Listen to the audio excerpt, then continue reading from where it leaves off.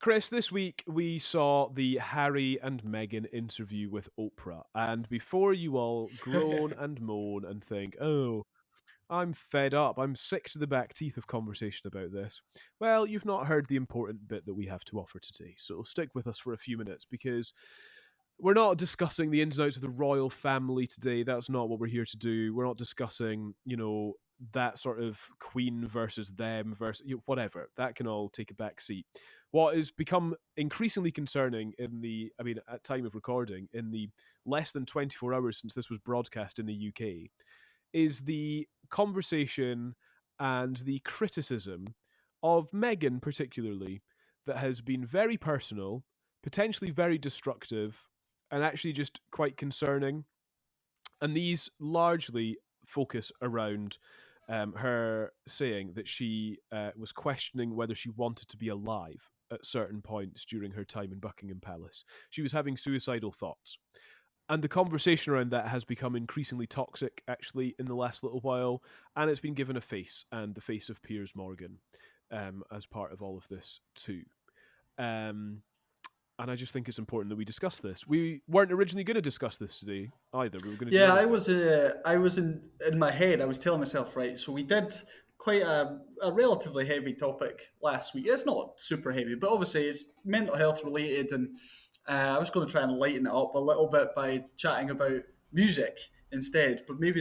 But then obviously with this whole drama unfolding, it just seems right to talk about it because I think there's a like you're kind of saying, there's so much focus on the royals and on Meghan and maybe some of the comments as well, but the damage that this or potential attitude or the reaction towards Meghan's comments that go a lot deeper than that, if you know what I mean. And I guess I'll chat about that in a second. But I don't know if you saw what Piers said, or did you see that entire interaction?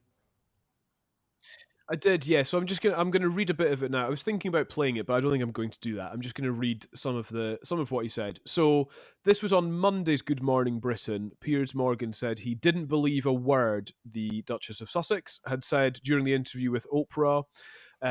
This was after she'd said that she didn't want to be alive anymore. But Piers Morgan really went quite harsh on this. So on Monday's Good Morning Britain, he said, "Who did you go to? What did they say to you? I'm sorry, I don't believe a word she said, Meghan Markle. I wouldn't believe it if she read me a weather report. The fact that she's fired up this onslaught against our royal family, I think, is contemptible."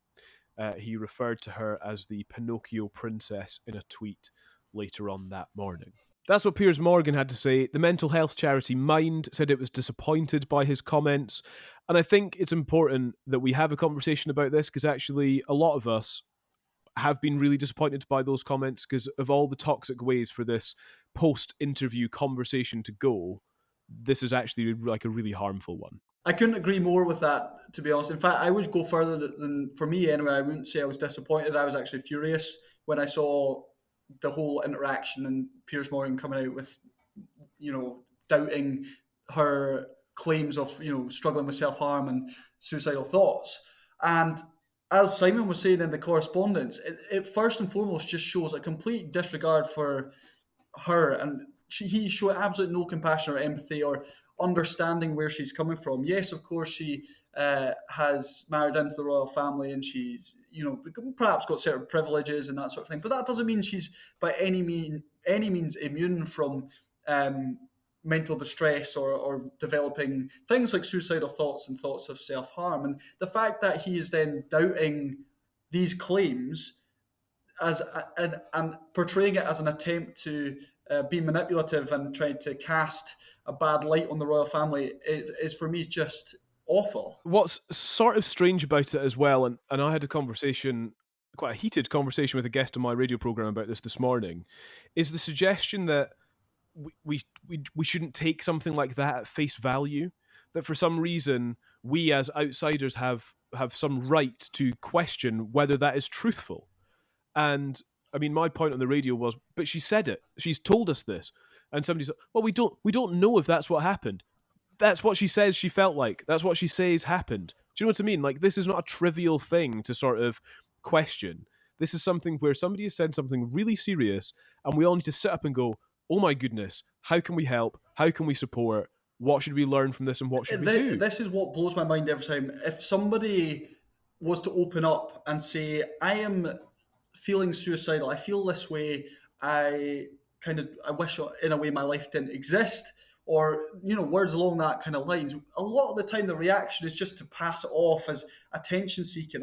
And I saw a really great post actually which compared sort of suicide and suicidal thoughts. And on one column you have suicide, so considered a tragedy. On the other side, suicidal thoughts, considered attention seeking. Suicide, everyone feels bad. Suicidal thoughts, everyone feels irritated. And I think that kind of sums it up really well, is that suicide doesn't become real until it's too late. Does that make sense? So, it's not something that's taken seriously until you can't do anything about it.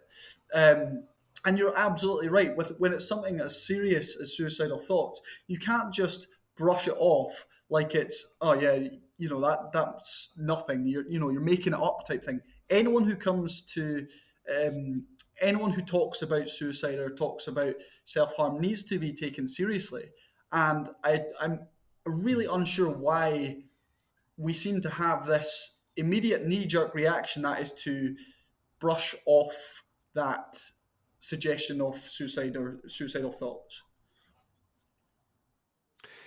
Are we largely, do you think, scared of it as a topic because perhaps some of us have not experienced suicidal thoughts, and so we don't know how to deal with it when someone else has, and rightly wants and needs to talk about it, but then all of a sudden we feel intimidated and unprepared to do it, and so it becomes easier to ignore it and brush it off and try to skip past it and pretend like it's not happening because it's serious. It's an important thing.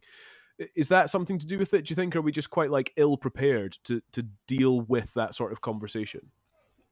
I'm going to give a bit of a roundabout answer. I'm going to say yes and no. I would agree that most of us are not well prepared. We don't have a great understanding of suicidal thoughts and suicide itself, why it occurs, what kind of support there is for people who are feeling suicidal. I think, yeah, undoubtedly there is a misunderstanding or a lack of understanding when it comes to suicide. And we're not comfortable with talking about it, but that doesn't mean that we actively avoid it or brush it off. I think if someone opens up about suicide or suicidal thoughts, you have to think about taking that conversation somewhere. You can't just brush it off and just pass it off as not your problem, or that I'm going to kind of avoid this entire situation by saying it's nothing more than attention seeking. So I think there's perhaps a bit of both, that yeah, we're not comfortable and we perhaps don't have a great understanding of suicide and suicidal thoughts, but also we do tend to maybe shirk away from it because we perhaps don't want anything to do with it. I don't mean to tar everyone with the same brush here, but I do think that happens quite regularly, is that we don't want to accept that responsibility of speaking about suicide and feeling perhaps maybe slightly burdened by it. But at the same time,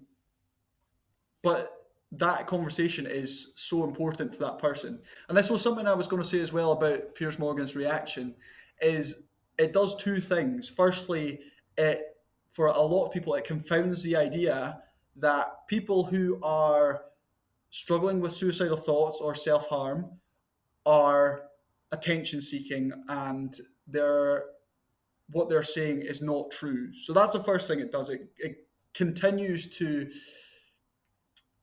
promote this idea that self-harm and suicide are attention-seeking behaviors, nothing more, and they're not really that serious.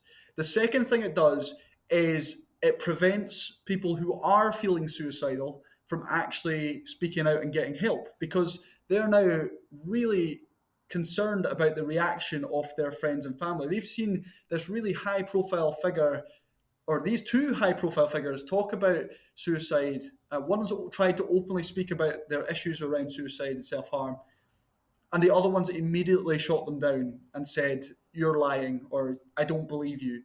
So for someone who's never talked about suicidal thoughts that they're having, they're not going to want to then speak about their issues because they're concerned that happened to Meghan, that's potentially going to happen to me. My friends and family are not going to react well, and I'm therefore going to keep it a secret. And as we kind of talked about last week in the zone, keeping things a secret only makes things worse. And these people need support, and the only way they can get that is by speaking out. So this whole interaction is so detrimental to that cause. What are then the things that we can do? So if we are met with this, clearly this has come at most of us through Meghan Markle on TV via an interview. And so we are slightly removed from that situation, that very few of us know her personally, etc., etc. However, it lets us discuss what we should be prepared for if somebody that we know personally, friends, family, whoever, comes to us with a similar thing, and says, "Look, I'm questioning whether I should be alive. I'm having these thoughts. What are some of the immediate things that we should do as people who are looking to support those we care about?" Well, the first thing I would say is don't panic. It is obviously a very concerning situation, um, particularly if it's not something you've ever dealt with before. If someone you love comes up and kind of drops that bombshell on you, you're going to be taken aback. But it's important that you don't let it become overwhelming. So obviously just take a breath and talk through it with that person. Speak to them about what's going on and let them tell you, let them speak out, let them speak freely. For them, it might be the first time they've ever talked about this. And even that small step for them might be massive. So that would be the first thing, is don't panic and let them talk. Try to keep your mouth shut in the nicest way possible. Let them do all the speaking. You can obviously try and help the conversation along without trying to fix things as well. I think as humans, we do like to fix things. So if someone we love is in a dangerous situation like this, where they're feeling suicidal, we want to solve it. We want to make those feelings go away. But we have to be realistic and realize no matter what we do, we can't actually directly affect this. We can point them in the right direction to get support and get help. So to sum up that point, I know I've kind of chucked a few points in there, but firstly, just let them talk. Let them speak freely. Try not to panic. That's a difficult one, I know. And also try not to fix things. You can obviously point them in the right direction, but don't try and be the fixer. Don't try and think of solutions and things that might help them. Because the likelihood is they've already thought of these things. They've likely already tried a million and one things to help these thoughts go away, but they've not worked. The second thing I would say is actually ask them about suicide. Now, that is obviously a very daunting prospect, and people have this concern that if they speak to someone about suicide, they're actually going to go ahead and carry it out. But that's not the case. In fact, I did a suicide first aid course, and they were saying even with people who you suspect might have suicidal thoughts, they don't even have to tell you. If you ask someone who is potentially acting a little bit differently and you suspect they're having suicidal thoughts, if you ask them, that's not going to put the thought in their head. So that's quite contrary to the belief that many people have. So ask them about suicide. Ask them, do they have a plan? If they have a plan and they're in real danger, call emergency services immediately. Other than that, make sure you're pointing them in the right direction for support. So speak to the GP, who I'm sure will refer them on to mental health specialists, and get them the support that they need. And just be there for them and going forward. Ask them on a regular basis, how are you feeling? Are you still feeling this way? Is there anything I can do to help you? So those would be the main areas to focus on, I would suggest, with suicide. And like I say, it's a lot. I've given you a lot there, and it's a lot easier said than done, but it's so worthwhile. I think it's helpful, and this is what conversations like this should do. At this point, I also want to mention the Samaritans, who are open 24/7, and you can call for free from any phone. The number is 116-123. 116-123. And they are on standby to talk through concerns, troubles, worries, and they're there the whole time. They don't judge. They don't tell you what to do. They can just guide and listen. So 116-123. And I think because at some point in all of these conversations, you need professional backup. And I think that the Samaritans is a great place to go for that. So yes, it's been a slightly concerning response, I think, from very high profile public figures to a very honest, candid, stark conversation that Meghan started in this interview. And I think she should be commended for doing that. I think it's important that we are able to have these conversations, and hopefully us having this conversation, Chris with his brilliant expertise, his brilliant personal experience as well, has helped sort of guide us through this conversation in terms of actually what is a more appropriate way to respond to what Meghan has said, so that we can be ready if our friends or loved ones need us to help them through a similar situation.